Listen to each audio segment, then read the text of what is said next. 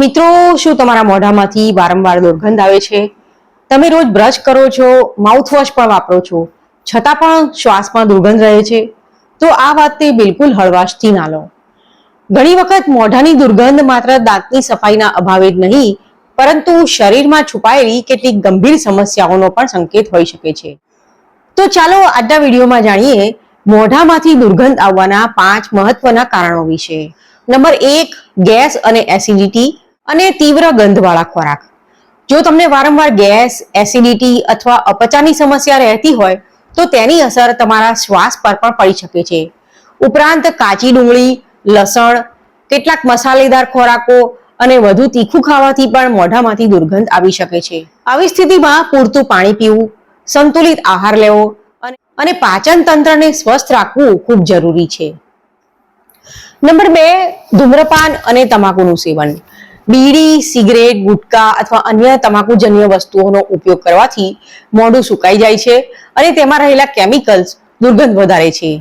લાંબા સમય સુધી ધૂમ્રપાન કરવાથી દાંત, પેઢા અને ફેફસા પર પણ ખરાબ અસર પડે છે. જો મોઢાની દુર્ગંધથી છુટકારો મેળવવો હોય તો ધૂમ્રપાન છોડવાનો પ્રયાસ કરવો જોઈએ. નંબર 3, મોઢું સુકાઈ જવું.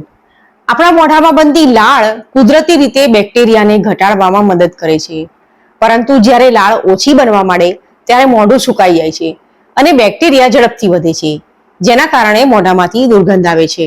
તો આના ઉપાય તરીકે દિવસભર પૂરતું પાણી પીવો, જરૂર મુજબ શુગર ફ્રી ચ્યુઇંગમ ચાવો અને જો સમસ્યા લાંબા સમય સુધી રહે તો ડોક્ટરની સલાહ લો. નંબર 4, દાંત અને પેઢાની બીમારીઓ. જો દાંત પર ટાટા જમા થઈ ગયો હોય અથવા પેઢામાં સોજો, બ્લીડિંગ અથવા ઇન્ફેક્શન હોય તો પણ મોઢામાંથી ખૂબ જ ખરાબ દુર્ગંધ આવી શકે છે.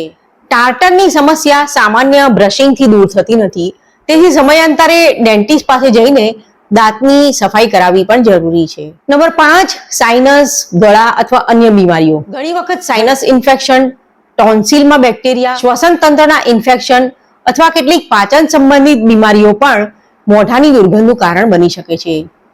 જો મોઢાની દુર્ગંધ લાંબા સમય સુધી રહેતી હોય અને દાંતની સારી સફાઈ છતાં સુધારો ના થતો હોય તો તેને અવગણશો નહીં અને યોગ્ય તપાસ કરાવો.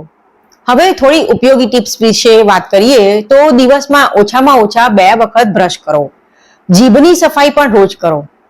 ડેન્ટલ ફ્લોસનો ઉપયોગ કરો. દિવસભર પૂરતું પાણી પીવું. મીઠાઈ અને વધુ ગળ્યા ખોરાકનું પ્રમાણ ઘટાડો. દર 6 મહિનામાં 1 વખત ડેન્ટલ ચેકઅપ કરાવો.